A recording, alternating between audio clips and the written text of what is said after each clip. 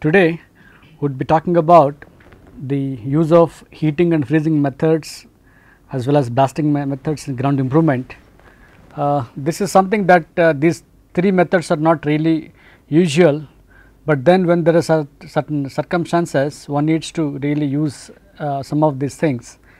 What we discussed in the earlier classes was that suppose use preloading or use of prefabricated vertical drains. This results in changes in soil state because of the water content variations. So, these water content variations what we call was hydraulic modification methods is the way that we remove the water content so that it improves the strength of the soil or accelerates the consolidation of the soil.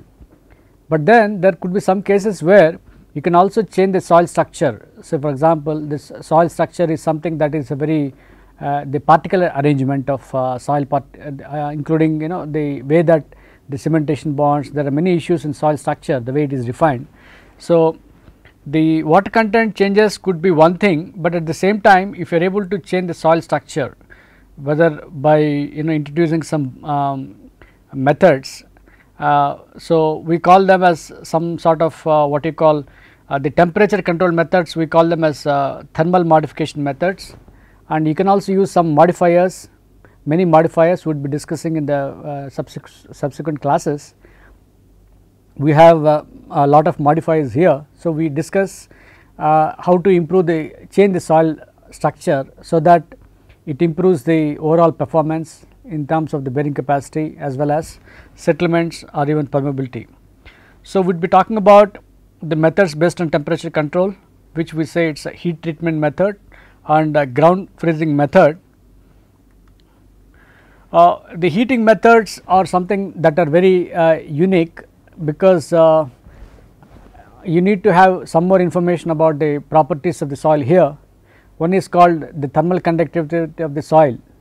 Actually, this is a very important parameter, and heat capacity of the soil, heat of fusion, heat of vaporization. These are all some terms that influence the method itself and also the way that you control the temperature. We would like to see the definitions of some of these terms. One is basically what is the thermal conductivity of the soil. It is actually the amount of heat passing through one unit of the cross sectional area of the soil under a unit temperature gradient. So, you have a temperature difference T2 minus T1 is a temperature gradients, and the length of the sample is say 1 meter or whatever, area of cross section is there, and then the Q is a heat flow in watts and area of cross section. So, you will get what is called the thermal conductivity of the soil, and this is a very important parameter, and by the definition of the term itself one can make out that one can determine the property of this KT in a laboratory in a simple manner. What you have to do is that you have to find out the heat flow and introduce some temperature gradients, and then you have a length of the sample, area of cross section of the sample is known. So, you will be able to get KT value, and this is in fact a function of the temperature, and at 0 degree centigrade for water it could be 0.58 watts, and actually this is expressed in terms of the watts per meter per Kelvin, and for ice it is 2.2. So, you can see that for ice it is much higher, and then for denser frozen sand this is a typical value. Say for example, somebody has observed in the literature KT value would be about 4 units, and in the unfrozen state it is less, as similar to that. So, in the case of ice it is 2.2 and it is less in the case of when it becomes water, like 2.2, and then there is a difference, a good difference. Similarly, you have a dense frozen sand, you have about 4 units, and then when it is not frozen you have a lesser value,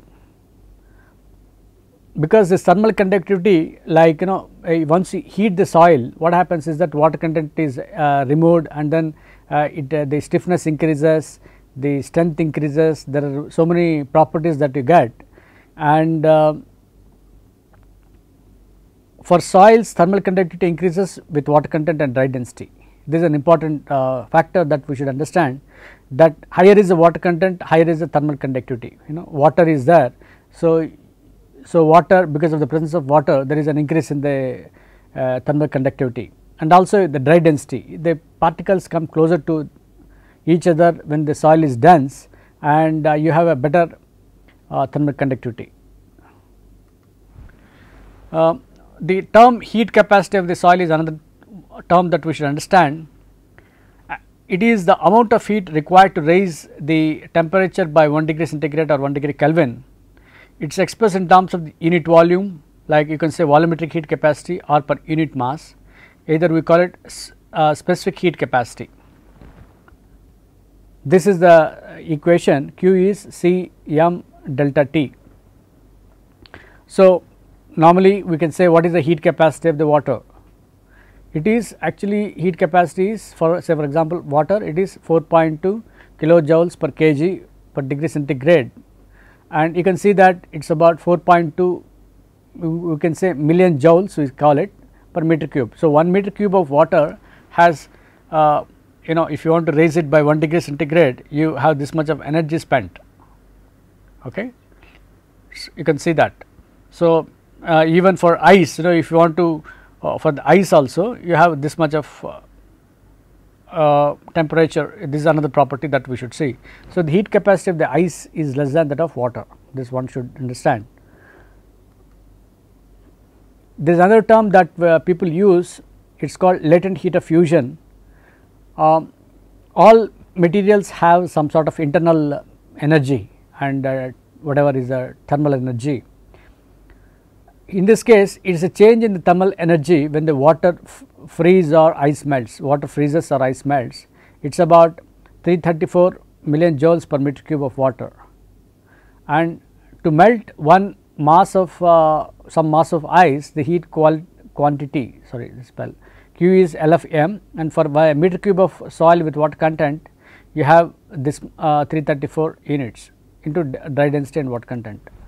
So, there is another term that we have, which is called heat of vaporization of water. It is energy required to boil water from liquid state to gaseous state, and at atmospheric conditions we say that the heat of vaporization of water, like you see that the when water is getting heated, there is a vapor pressure. So, that latent heat is in terms of 2260 million joules per meter cube. So, as a simple example, to remove all the free water at 100 degree centigrade in 1 meter cube of soil with water content W, the amount of energy required is LVS, where it is equal to 2260 rho d, means the density of the soil and the water content. See, the thing is, some of the definitions are quite useful, because you can, they will give some information about the thermal properties of soils. But one should understand, like say for example, the ground temperature is minus 10 degrees, and you would like to make it to 10 degrees, minus 10 to plus 10 degrees centigrade. You will be able to get some sort of information here, what is the energy required. Essentially why these calculations are required is that you know the property of the soil, you know the other input parameters, you will have a rough idea of what could be the basis on which one can calculate the required energy. Say for example, we have a situation where the material is to be heated. When the material is to be heated, what is the amount you have to, energy you have to give in, one must calculate. So, to that extent all these definitions are important, otherwise the design will not be complete. So, using all these terms, one can design some sort of heat supplying system or even heat recovery system. Say for example, you would like to take heat from the soil. So, you may have some other way of doing it. So both are possible, whether you can supply heat to the soil so that it becomes very stiff. Say for example, when the temperature water is removed, what happens is that when the soil is heated to a very high temperature, say for example 400 degrees centigrade, that is what in the olden days people are using. The burning of bricks is a classical example. You are trying to use this temperature to bring all the particles together, make a very good soil structure, so that they are very strong. The in situ strength of the intact strength of the brick is going to be very high because of the heating. In what way it helps? It brings the particles together, and because and then the water is also removed. So, that means it is going to be very stiff, and the stiffness values are going to be very good, like so the settlements are going to be less and all that. So, these definitions one should make use. How do you go about treating the soil? Actually, this is a very important concept here. So, for example, as I just mentioned, there could be even mineralogical changes that could take place when higher temperatures. One should check it up, particularly if say for example, if there is a halloysite mineral present, definitely it could there will be significant changes in water content. In fact, I was testing the soil from Cochin area, which are soils from Cochin area are very soft. What happens is that you take that soil and then keep it in the atmosphere for some time, you can find out its liquid limit in natural state. The moment you bring that natural soil, putting it in the plastic covers and tie it and then bring it to the sample and then find out its liquid limit, you will get some water content. But then you take the same amount of same amount of soil and keep it for air drying, and then because of the air drying, air drying means essentially you are subjecting it to ambient temperatures, like say for example whatever exists here, either it is in Bangalore or Kerala. What happens, because of the ambient temperature, again the soil particles will come together, and then the soil particles come together and then they become much more stiffer, the whole soil structure becomes much more stiffer. And in fact, in one case I was able to see that say for example, the initial liquid limit in the natural state was about 116%. When you air dry it, the liquid limit will come down to 75%. In fact, 75% is something, 116 to 75% is quite low. Then suppose you keep the same soil in the oven, which I did actually as a part of my doctoral work long time back. So, when you keep it in the oven, and then bring it back and cool it outside, and then again start doing one more liquid limit test, it comes down to about 60%. So, initially the water content was the initial water content or the initial liquid limit of the soil in the initial condition was about original condition was 116, it reduced to 75 degrees because of the air drying, and once I do the liquid limit on the oven dried sample, it is about 60%. It is quite a big difference, say from 116 to 60% is quite a big difference. And suppose you want to calculate the compression index or any parameter or stiffness or anything, definitely one can show that temperature has a significant role. Of course, that way it is not even, so the soil is in situ soil, so it is very difficult to it extends to hundreds of meters of areas, even depths about 10 to 20 meters and all that. So, it is not easy to stabilize them by temperature, but at least you can understand that the properties are quite variable, and temperature has a significant influence in temperature in the engineering behavior. In fact, I was able to see it both in terms of the compressibility, shear strength and permeability as well, and this has been published in ASC and Geotechnic in some of the papers. So, what I want to say is that the heat treatment is a very important point, and then see the heat, because of the heat there are so many changes that could take place apart from just water withdrawal alone. There could be structural changes, then there could be a bonding between the two clay particles and all that. So, but then one should understand that heating is, this technique itself is energy intensive, and in fact the estimates say that to stabilize 1 meter cube of soil about 50 to 100 liters of the fuel are required.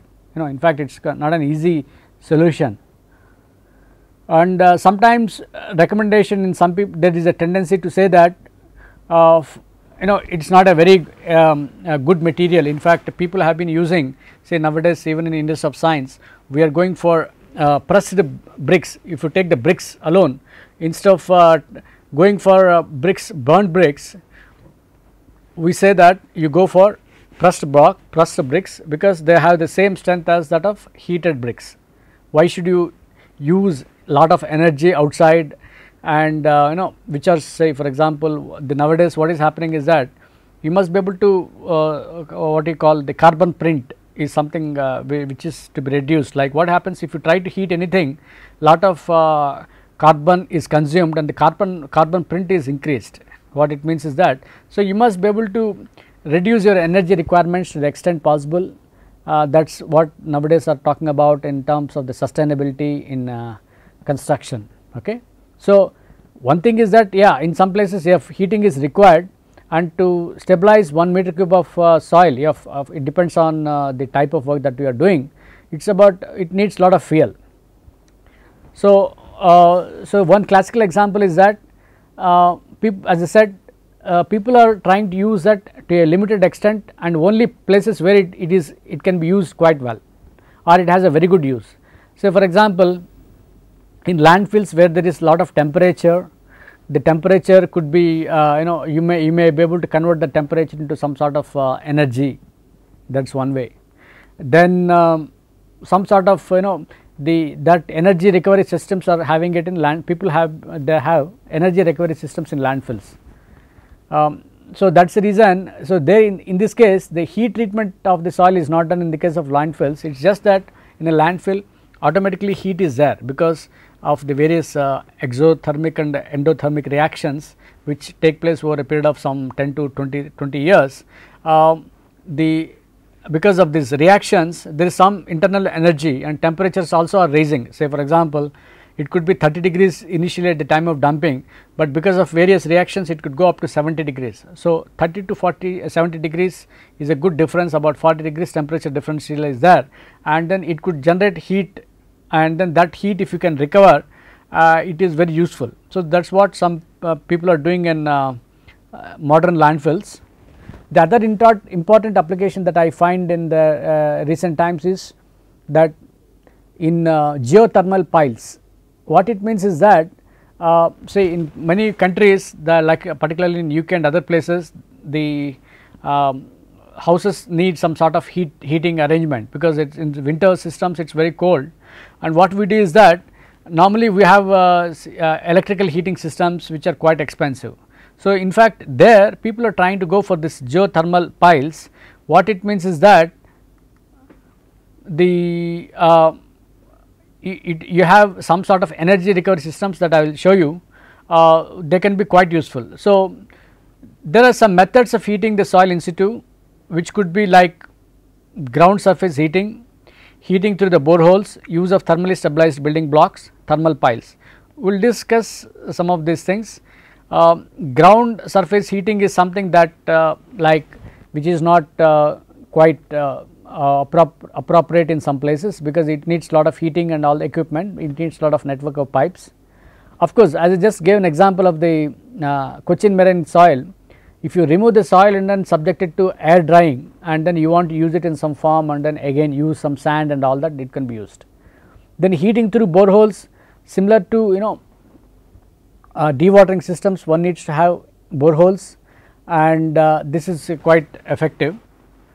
Then use of thermally stabilized building blocks, like this is another technique. Say for example, the way that you can impart heat is either by surface heating or through the boreholes, or even you can heat certain materials and then like bricks itself, and then make them as building blocks, or even they can be used for improvement of bearing capacity also. Like you have a bigger blocks of materials one can use when there is a soft soil, you have a building block that can be much stronger. So, one can use, but as I just mentioned, heating with or stabilizing with temperature has been little more, people have been little serious about some of these things, and they find that if it is going to consume lot of heat energy, and also like what you talk in terms of the carbon print, if it is going to lead to lot of carbon emissions in the atmosphere, then let us discourage that. That is a stand that people have taken. So, as a result of which, people who are using heating for housing have gone to this thermal piles, where like instead of using the regular conventional the electricity for the heating, you are using the temperature in the ground to create this heat. So, this geothermal piles are an innovative system of building foundations for use in combination with ground source energy technology. Like we are treating the ground as some sort of source, and you try to take the energy from the ground. So, conventional ground loops are installed in the building piles through which the water fluid is pumped. In fact, you have lot of arrangements for this. This fluid and groundwater heat transfer heat energy is then passed through a heat exchanger in building to provide cooling or more commonly heating in the winter. So, you have all these systems. Essentially you need to have a system of how to recover the heat from the ground and use it into the building. So, that the minus, say for example, if you go to places like in US, the temperature outside would be minus 30, minus 40. In Chicago it is quite cold. So, if you want to really increase the room temperature, you need to have some sort of systems. Okay. So, this geothermal system is essentially the same as it is similar to our closed loop boreholes, and like I will show you that they have an example here. This is a conventional pile that we have, like a screw pile we call it, and in the case of a bored pile you have a system like this where you have a pipes and all that recovery systems. People then it is connected to the actual heat recovery system. So, you are essentially tapping all the heat from the underground and use it for your use it for the heating of the houses.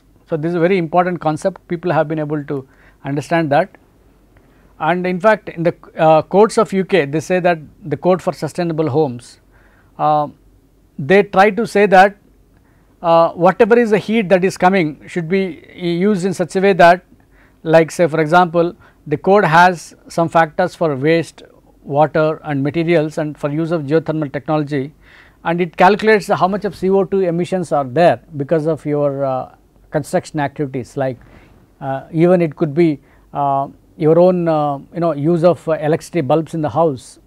Many things could be tailor made to see that you have the building regulations state that all the new homes must be zero carbon by 2016, which means that you may have a good house, but the thing is that it should be it should not pollute the atmosphere in any way, like by your cooking activities, by your. So, that was an interesting concept, and that is where the geothermal piles have been quite effective. So, it is a new way of increasing the carbon savings of a new house. So, the people have realized that earlier we thought that the heating just by by heating the soil by increasing the temperature may be useful, but later we realized that it is not really sustainable because it leads to a lot of carbon print.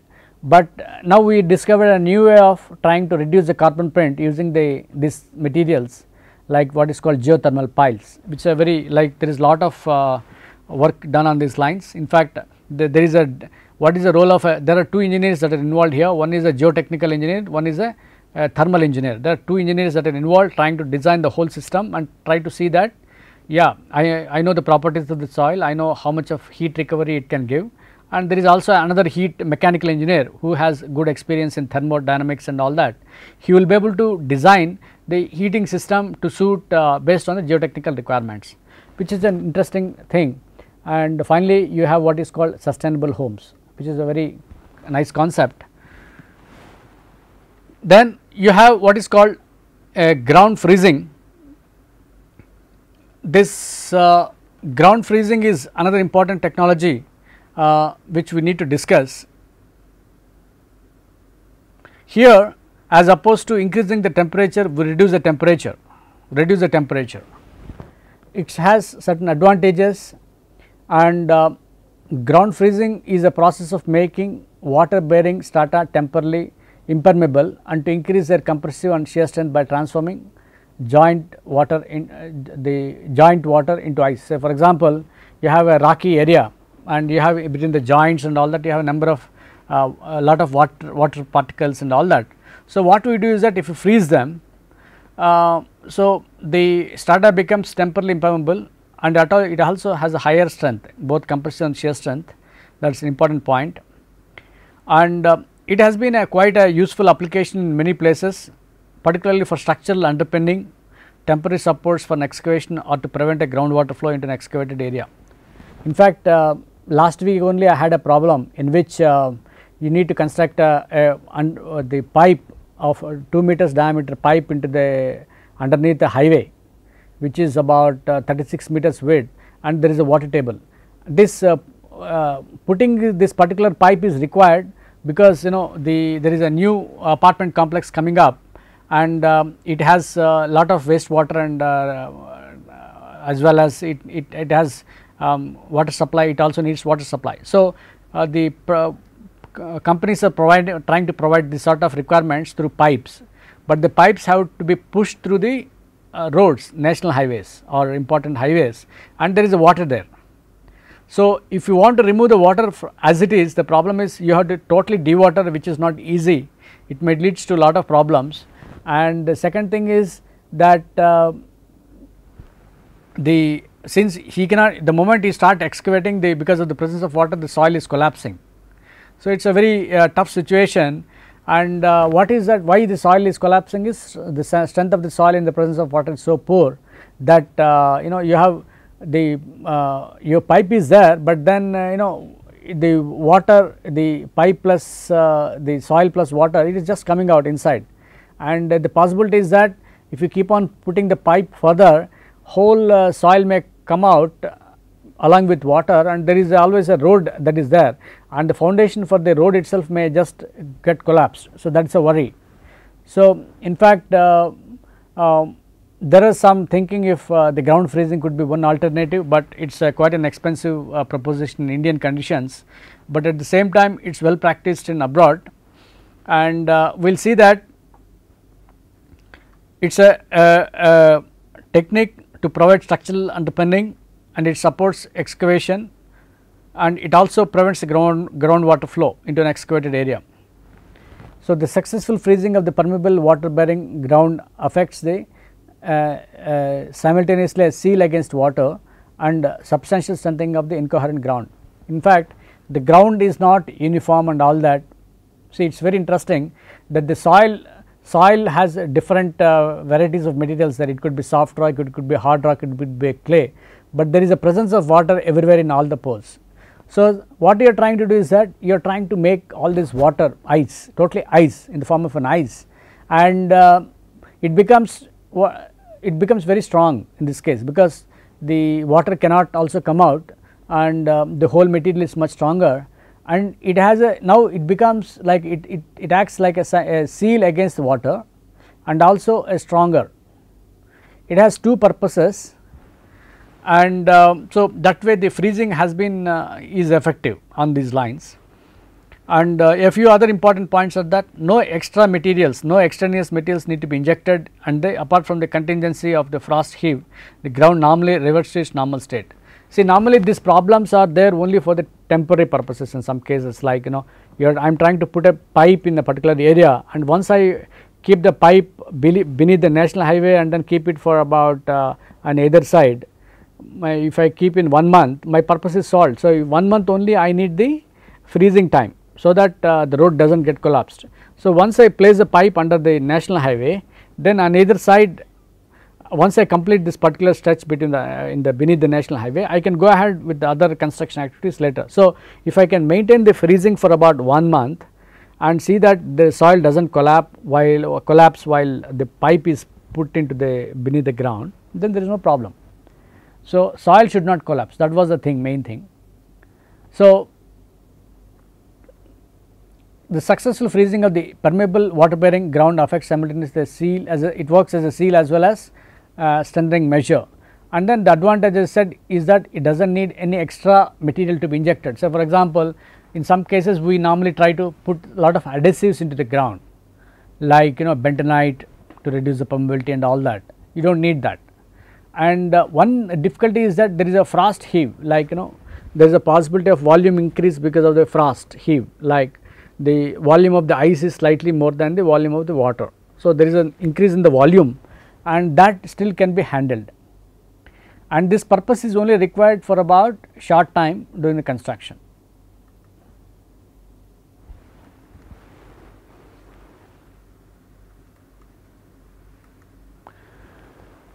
It is applicable to wide range of soils, but it takes a considerable time to establish substantial ice wall, and the freeze must be maintained by continued refrigeration as long as required, like we have the fridges in the house, they have to have a continuous refrigeration. So, you have to create that ice wall and then it should last for that purpose, and it is used in any soil rock formation regardless of the structure, grain size or permeability, but it is good for some soft grounds rather than rocky conditions. Of course, wherever there is a lot of water and it can be frozen very well, it is good. Freezing may be used for any size, shape or depth of the excavation. That same cooling plant can be used from job to job. Like the thing, you have a cooling plant for about with you, as a cooling company you have. So, the cooling plant can be useful for certain, say 1 month in a particular site, and once the site job is over, you can remove it and then take it to some other job. So, essentially what you are doing is that you are maintaining the system for about a month, then after that it is not done. As the impervious frozen earth barrier is constructed prior to excavation, actually we should do prior to excavation, all these things is before excavation, not later, you are during the excavation, because you have to, during the excavation, beginning of the excavation you should plan, yes, this is the water, that is the water table is there, and if I excavate this, the water may come like this, so or the soil may fail like this. So, you do not want the failure to take place, so what you do is that you freeze the whole area. So, as the impervious frozen earth barrier is constructed prior to excavation, it generally eliminates need for compressed air, dewatering or the concern for the groundwater collapse during dewatering or excavation. So, what are the principles?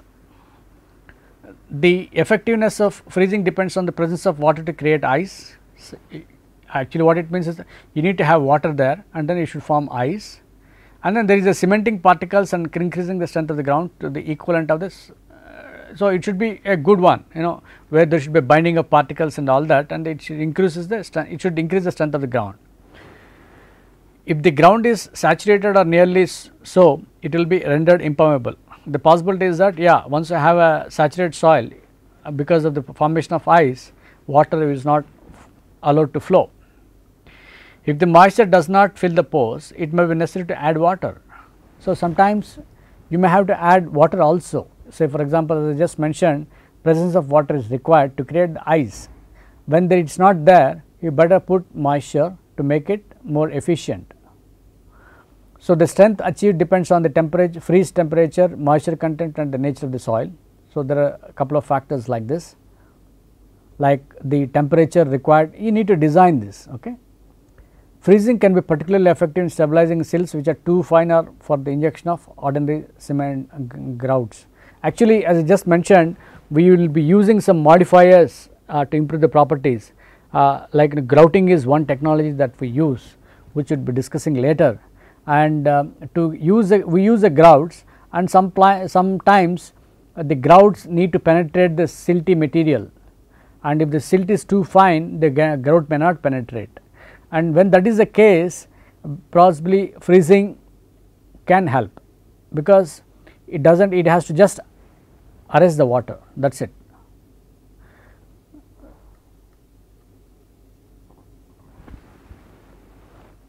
On freezing, water expands in volume by about 9%, which does not itself pose any serious stresses and strains on the soil unless the water is confined within a restricted volume.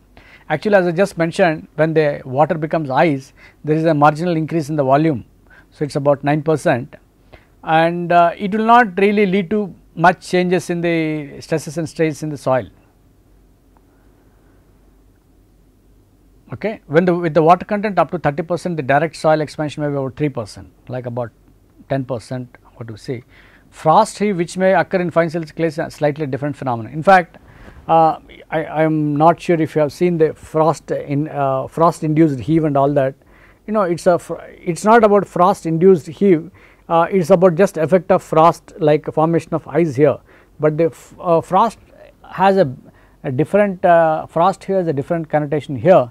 What we are addressing is only about volume changes because of this formation of ice.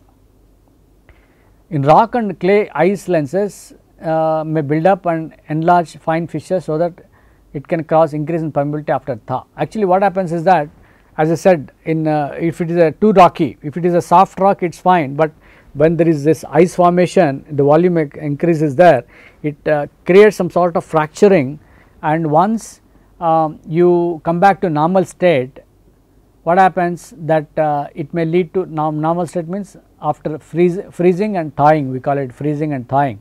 So, after the when it is not under thaw conditions, there will be an increase in permeability, because as I said the volume increase is there and there could be little fracturing there. So, that leads to an increase in permeability in the soil structure. Then if there is a flow of water through the ground to be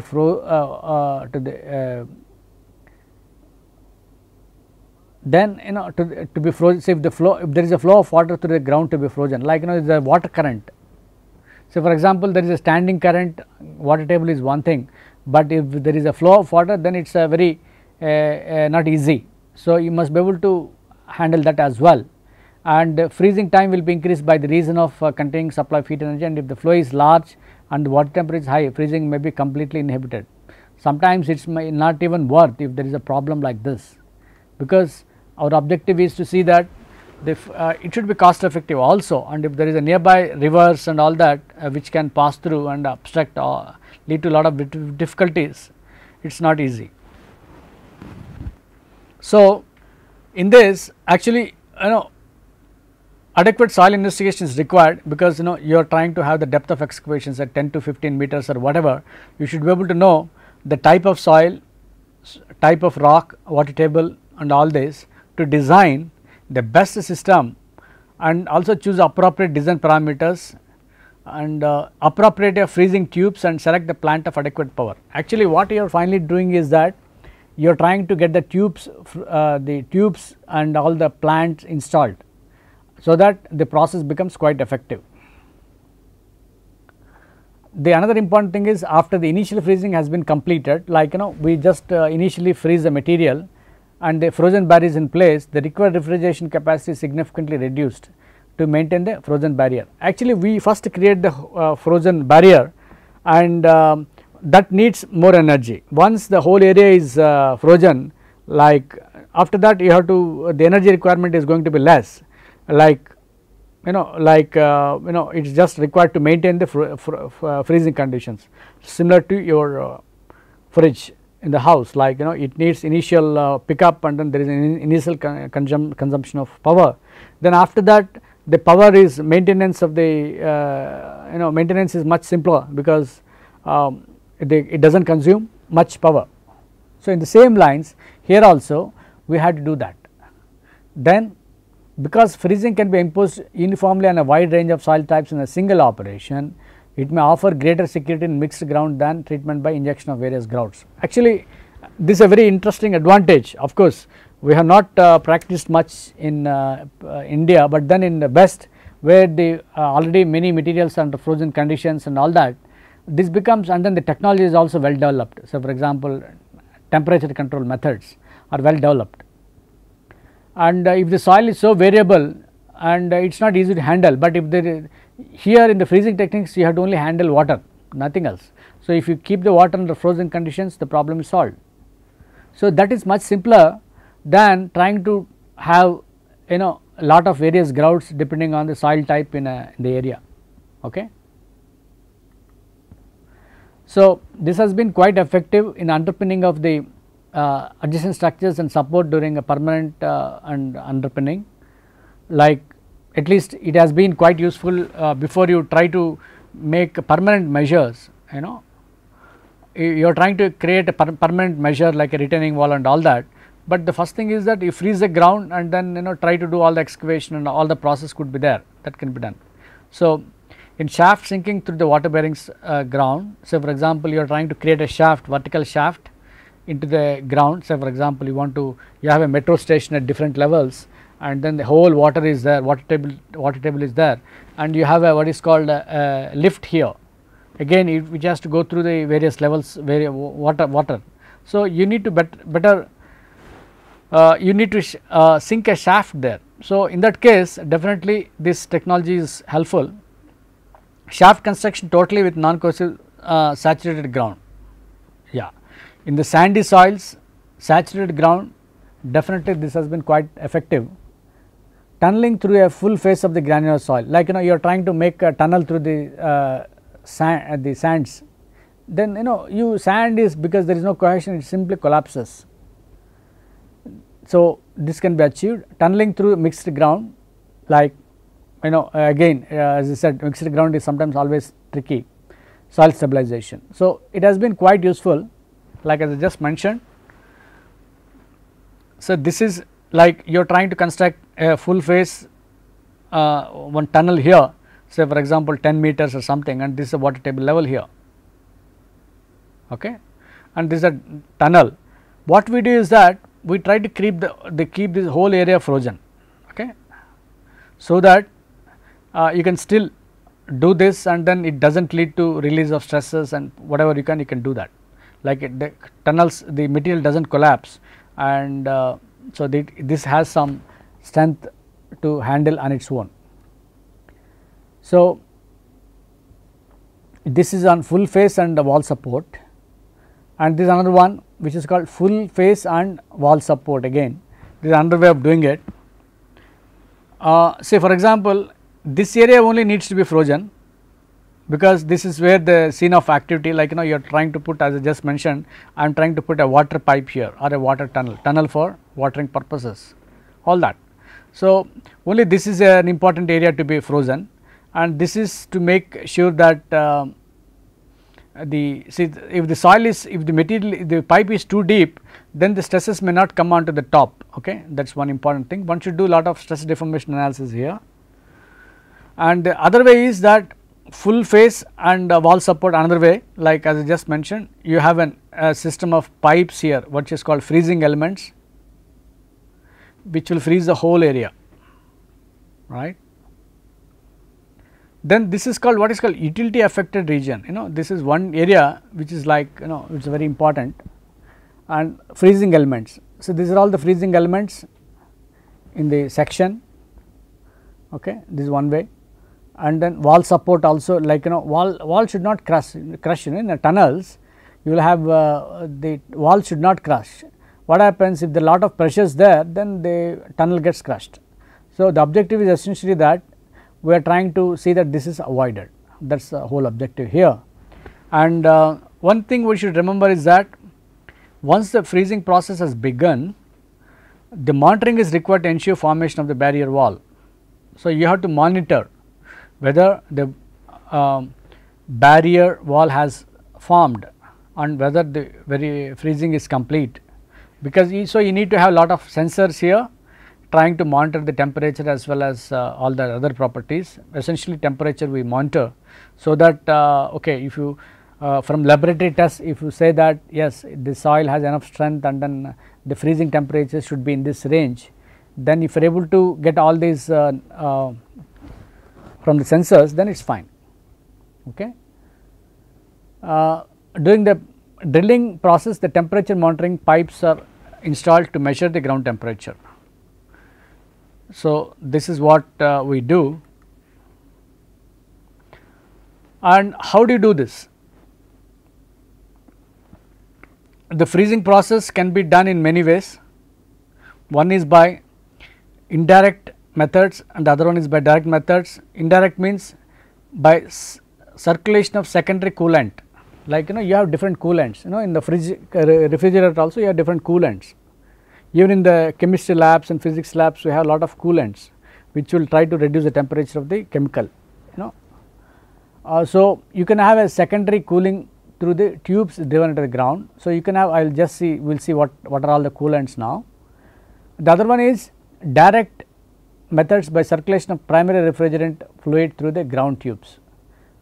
Then other one is that by again directly injection of the coolant into the ground. Say for example, I do not know how many have heard of liquid nitrogen.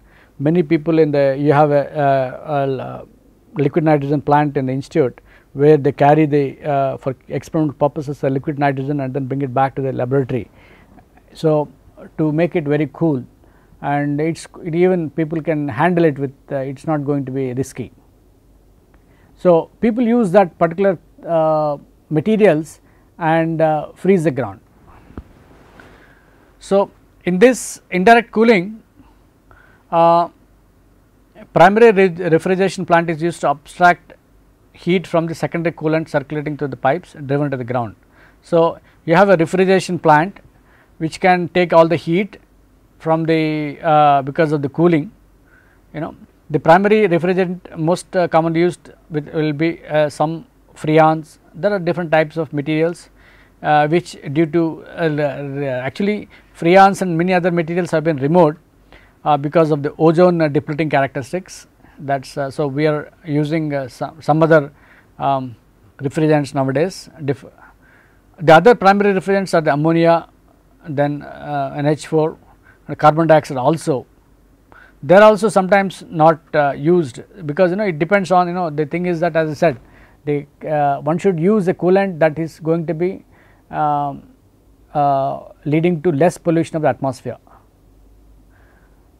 People have been using the calcium chloride, which is a solution of calcium chloride with a concentration of 30% such as brine. Brine is called nothing but calcium chloride, has a freezing point well below that of primary coolant. So, you have primary coolant, you have a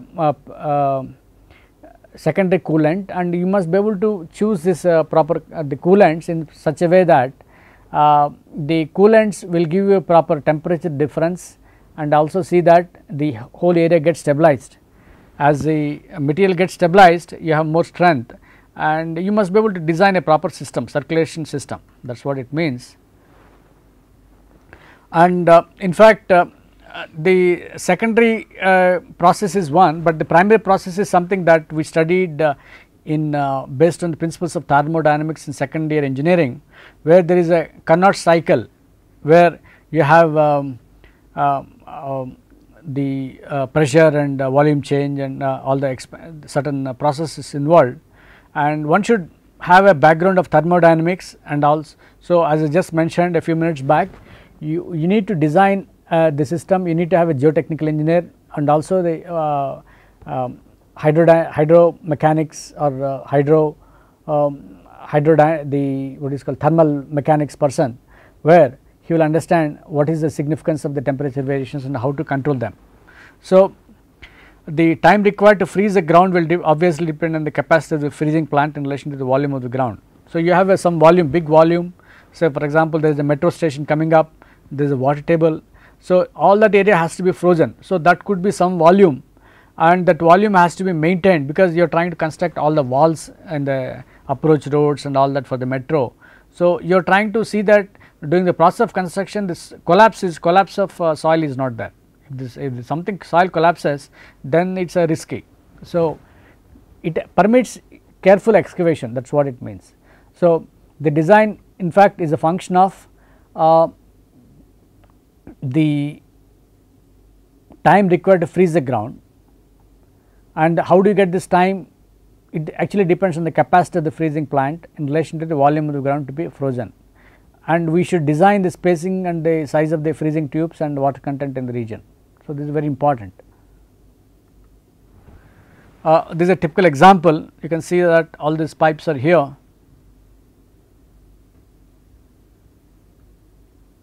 A simple system, and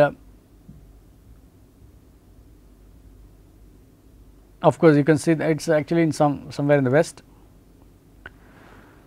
Direct cooling is something that is also very important, which we do, like most of the times you can use both of them together. In these systems, the primary refrigerant is circulated to the system of tubes in the ground, extracting directly the latent heat. As I just mentioned, the latent heat in the soil is directly extracted, and it has a higher efficiency compared to the indirect process. Direct freezing time is similar to that for the indirect process. The choice will depend on the plant availability, estimates of cost, and perhaps even personal preference.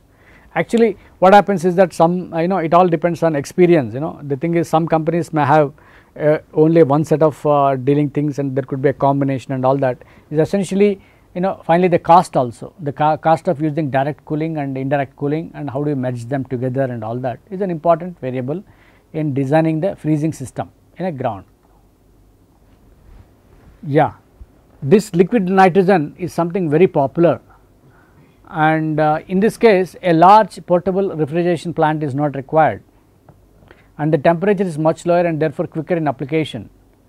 The nitrogen under moderate pressure is brought to the site in insulated containers as a liquid in which boils at minus 196 degrees centigrade. You can see that just people would be carrying next to the library. You have a plant in Institute of Science, and you have this very low temperature, and the moment you bring it back to the normal temperature, it cools a lot.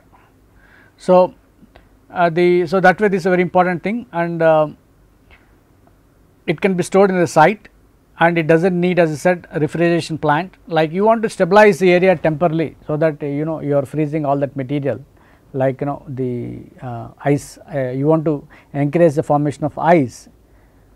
So, the particular it is an advantageous because it is very quick freezing without elaborate fixed plant and equipment. This may be doubly advantageous on sites remote from power supplies. So, when there is a power problem, in such conditions one can use this. Nitrogen can be directly discharged through the tubes driven into the ground and allowed to escape to the atmosphere. Precautions for adequate ventilation must be observed. This is how it looks like. You can just see that it's such a interesting, very cool. Like I handled it, like it was very nice. Like you can see that even this is being used to prepare ice also, like ice creams. So, I mean in the sense, though that is what I see in web, that some of the materials are there. It is quite it cools the things so much. So, when there is time for preparation, an array of freezing tubes is installed for the nitrogen circulation. So, what we do is that when you have a lot of information, and so we have the tubes installed for the nitrogen circulation, including return pipes and exhausting to atmosphere. The speed of the ground freezing is much quicker than with other methods, say, and days rather than weeks will be required, but the liquid nitrogen is somewhat costly. The method is particularly appropriate for short freezing of up to 3 to 4 weeks. It may be used in conjunction with other processes with the same array of freezing tubes and network of insulated distribution pipes. So, what it meant was that you can use first liquid nitrogen to establish the freeze quickly, and then you can have ordinary refrigeration to maintain the condition while the work is executed. This can be of particular help when the natural flow of groundwater makes initial freezing difficult. Like as I just mentioned, whether there are some initial conditions or initial water table levels, or there is a flowing water table, it is always difficult to freeze the area. So, what we do is that if you can really freeze that area, the possibility is that it can help in the freezing of this method, and then one can do a subsequent operation. So, I will take further on this, and then we will discuss about a few more things related to the other method of blasting. So, at this stage I would like to stop. Thank you.